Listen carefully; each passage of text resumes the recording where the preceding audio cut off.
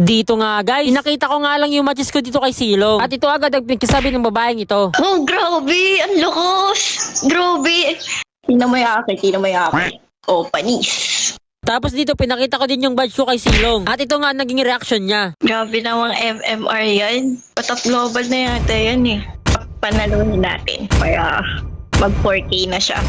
At dahil nga gusto niyang manalo kami dito, kaya siseryosohin ko sana ang laban. Kaso mamaya na lang dahil dito na first blood ako ng badang. At dito naman, porkit na first blood ako ng badang, ay tumatapang na siya. Hindi niya alam na pinagbigyan ko lang siya kanina. Pero ngayon babawian ko agad siya. Sayang lang yung mga suntok mo sa akin, badang. At dito akala ko makakamaniac ako. Kasi ang ganda ba naman ng pasok ko dito? Tingnan niyo mga low life na yung kalaban. At akala ko mapipitas ako dito dahil piso na lang yung buhay ko. Pero grabe ba yung Silong ko guys? Isipin niyo piso na lang yung buhay ko pero naka triple kill pa ako. Tapos dito sabay pa kami itong mag-recall ng above. At shoutout pala sa iyo, Saris. Hindi ko alam kung tama ba yung pag-pronounce ko.